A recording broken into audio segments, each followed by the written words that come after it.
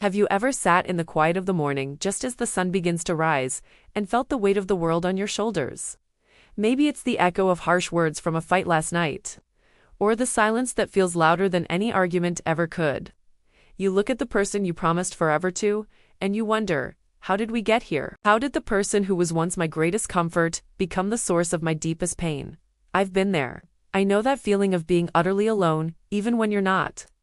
That hollow ache in your chest when you feel misunderstood, unseen, and unloved by the one person you want to see you the most. It's a lonely road to walk. In those moments, it's so easy to let bitterness take root, to replay the hurt over and over, building a case against them in your mind. It's natural to want to defend yourself, to prove your point, to be right.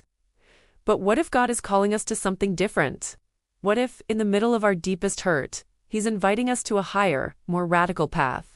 It feels impossible, doesn't it? When you've been mistreated, when you've been cursed with words that cut you to the core, the last thing you want to do is bless them.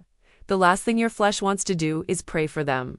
Our human nature screams for justice, for vindication. But Jesus tells us in Luke chapter 6 verse 28, "Bless those who curse you. Pray for those who mistreat you." This isn't just a suggestion, it's a command. And it's a command that seems to go against every fiber of our being. How can we bless someone who has wounded us? How can we lift up a prayer for someone who has just torn us down?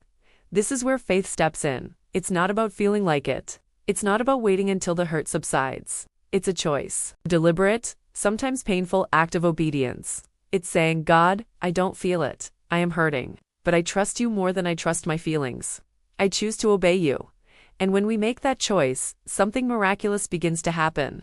Not necessarily in our spouse, but in us. The prayer starts to soften our own heart. The blessing begins to break the chains of bitterness that have been holding us captive. Today is day 1 of our Marriage Reset Challenge. Your task is simple, but it's not easy. I want you to find a quiet moment, and I want you to pray for your spouse.